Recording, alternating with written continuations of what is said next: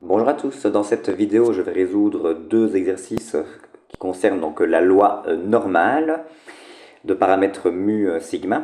Donc petit rappel, c'est vraiment ce résultat-là que je vais abondamment utiliser dans le cadre de la résolution de ces deux exercices. Si x suit une loi normale de moyenne mu et d'écart type sigma, j'insiste sur le fait que sigma c'est l'écart type. Cela signifie que si dans l'énoncé me vient l'idée fort probable de vous donner la variance, il ne vous faudra pas oublier de prendre la racine carrée de cette variance afin de pouvoir utiliser l'écart type sigma.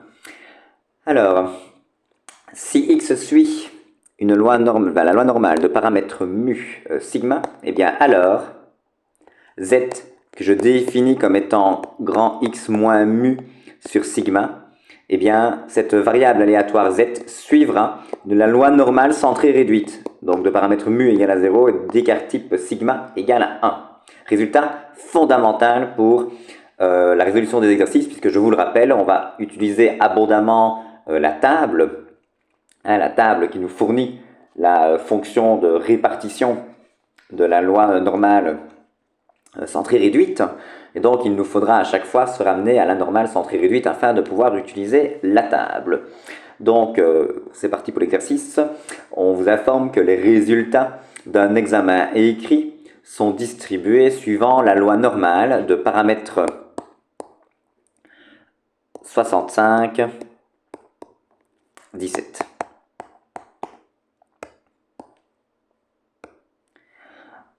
Question A, on vous dit Jean a obtenu 92. Quel est le pourcentage d'étudiants qui ont obtenu une cote supérieure à la sienne? Donc autrement dit, quelle est la probabilité que grand X soit plus grand que 92? Alors, comme je viens de le dire, X suit une normale 65, 17, je vais me ramener à une normale 0,1. Comment? X moins mu sur sigma.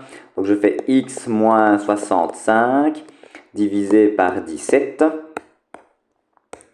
plus grand ou égal à 92 moins 65 divisé par 17. Argument théorique, x moins 65 sur 17, je peux appeler cette variable aléatoire grand Z, et je suis conscient que grand Z suit une normale 0,1. J'obtiens donc que cette question revient à calculer la probabilité que grand Z soit plus grand que 92 moins 65. Cela fait 17 divisé par 17, cela fait 1. Alors je rappelle que dans la table, c'est donc la fonction de répartition, donc c'est les valeurs, c'est donc les probabilités que grand X soit plus petit ou égal à un petit x. Donc ici, c'est quoi la probabilité que grand Z soit plus grand que 1? C'est 1 moins la probabilité que grand Z soit plus petit que 1. Je vous renvoie vers la proposition relative donc à la proposition qui indique que si on prend x une normale 0,1, alors quels que soient les réels a et b, on sait que la probabilité que grand X soit plus grand ou égal à petit a, c'est 1 moins la proba que grand X soit plus petit que petit a. Donc allons-y, qu'est-ce que je fais? Je prends ma petite table, je vais donc la consulter pour regarder ce que c'est que la probabilité que z soit plus petit que 1. Et donc j'obtiens 0,8413. Donc 1 moins 0,8413. Et donc nous obtenons 0,1587. Quel est le pourcentage d'étudiants que l'on me demande pour répondre à la question? Eh bien, il y a 15,87% des étudiants qui ont obtenu une cote supérieure à la sienne.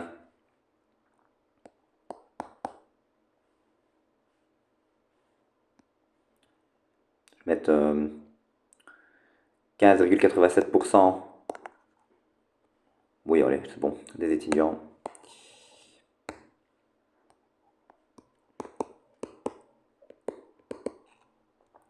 qui ont obtenu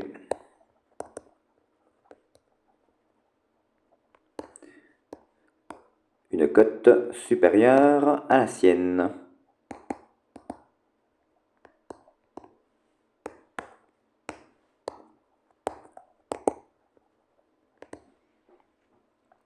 Question B. Pour être dispensé de l'oral, il faut avoir obtenu un résultat supérieur à 75 à l'écrit. De plus, ceux qui ont moins de 40 à l'écrit perdent le droit de passer l'examen oral. Donc soit vous avez fait un résultat plus grand que 75, vous êtes dispensé, donc vous ne passez pas cet examen oral, soit vous avez obtenu moins de 40 à l'écrit, et donc là, vous êtes refusé l'examen oral, votre examen est tout simplement raté au total.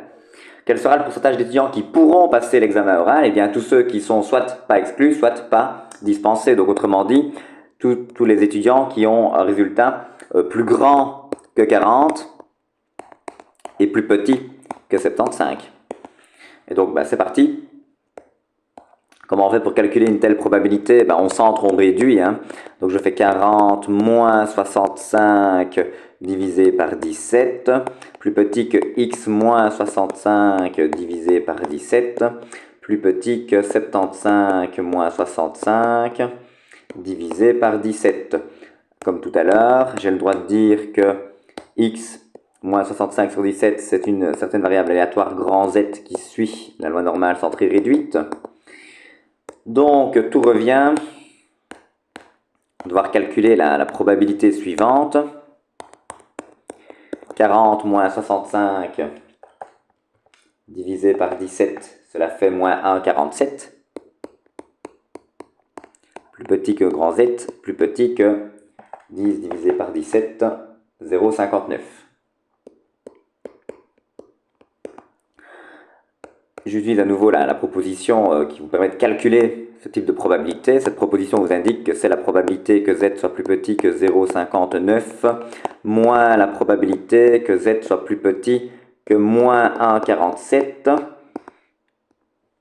La probabilité que Z soit plus petit que 0,59, c'est immédiat, il suffit de consulter la table. 0,59, je regarde, j'obtiens 0,7224. Moins, comment on fait pour calculer la probabilité que Z soit plus petit que moins 1,47? Eh bien, c'est 1 moins la probabilité que Z soit plus petit que 1,47. À nouveau, j'utilise la proposition qui indique que la probabilité que x soit plus petit que moins 1, c'est 1 moins la probabilité que x soit plus petit que a. Alors, donc c'est parti, je calcule. 0,72 24 moins 1 plus la probabilité que z soit plus petit que 1,47. J'ai simplement distribué le moins devant la grande parenthèse. La probabilité que z soit plus petit que 1,47, c'est 0,9292. Donc finalement, je dois calculer donc 0,72 24 moins 1 plus 0,9292. Donc j'utilise la calculatrice, 0,72 24, comme ça je ne me fatigue pas, moins 1 plus 0,9292, hop, 0,65, 16.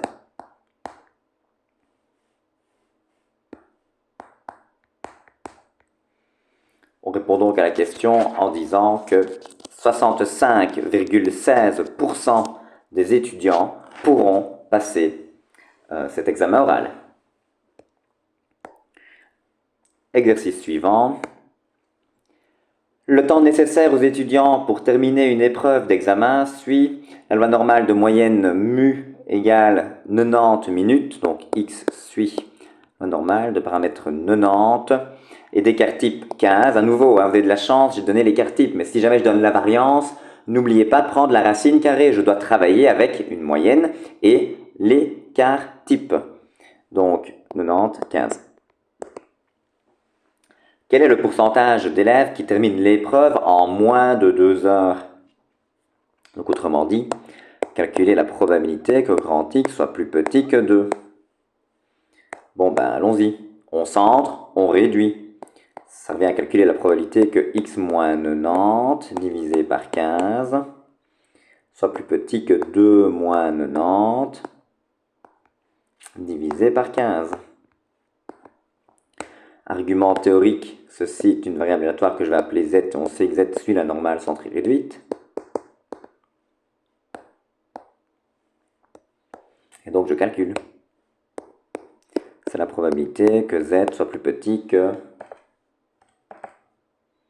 2 moins 90 sur 15, ça fait... Oh là là, j'ai fait une erreur, attention. Le temps nécessaire aux étudiants pour terminer une épreuve d'examen suit la loi normale de moyenne 90 minutes. Donc, quand je dis que x doit être plus petit que 2 heures, là j'ai calculé la probabilité que x soit plus petit que 2 minutes. Ce n'est pas 2 heures, 2 minutes. 2 heures, c'est combien de minutes? 720. Donc, ce n'est pas 2 que je dois indiquer dans la proba. Attention à ça, j'ai failli me faire avoir. C'est la probabilité que x soit plus petit que 120. Donc, c'est 2, c'est pas 2 moins 90, mais 120 moins 90.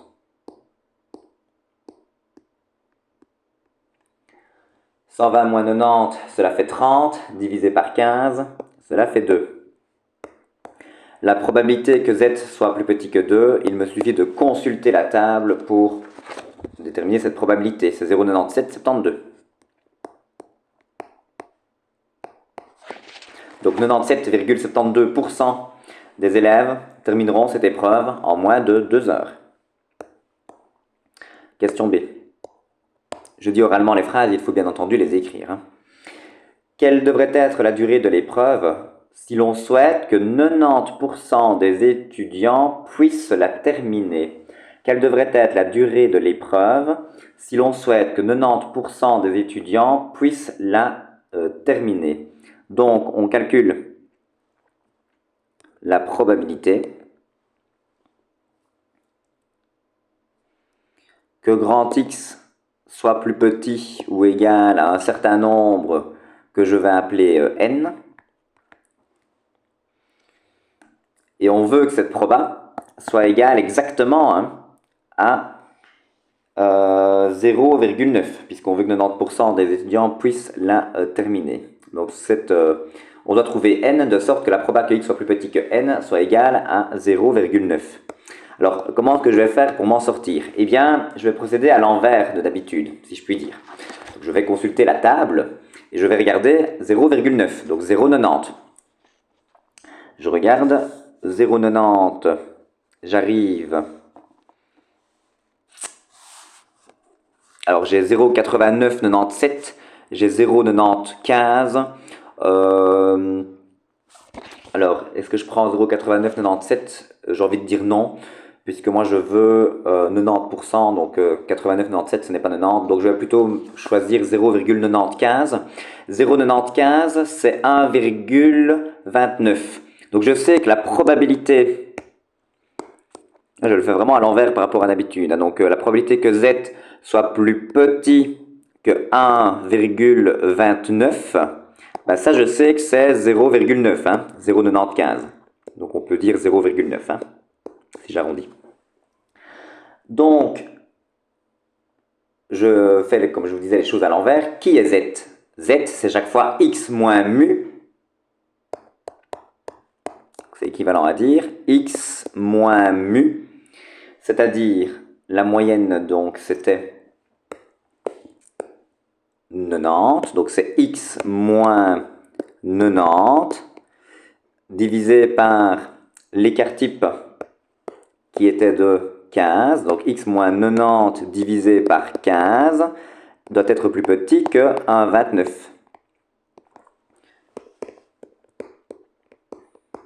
Donc n'oublions pas que nous on veut x plus petit qu'un certain n. Donc qu'est-ce que je fais dans cette proba? J'isole grand X. Je vais isoler grand X. Comment? En faisant x15 de chaque côté. J'obtiens x moins 90 plus petit que 1,29 x 15, 1,29 x 15, cela fait 19,35. Puis je vais ajouter 90 aux deux membres de cette inégalité.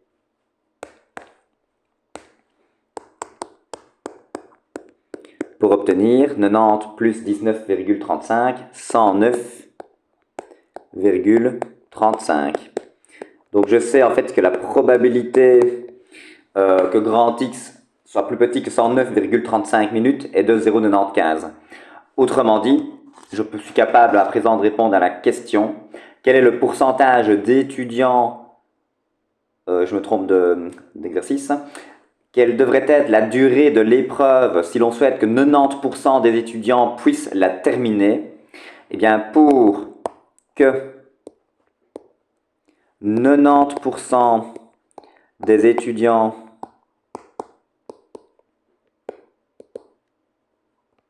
puissent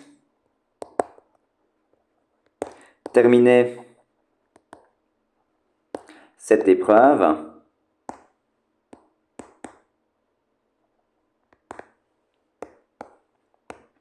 il faut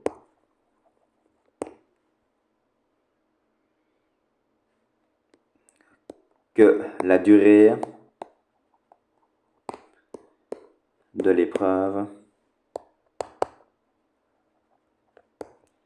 soit de 109,35 minutes. Donc voilà, cela termine cet exercice et donc cette vidéo. Je vous remercie pour votre attention.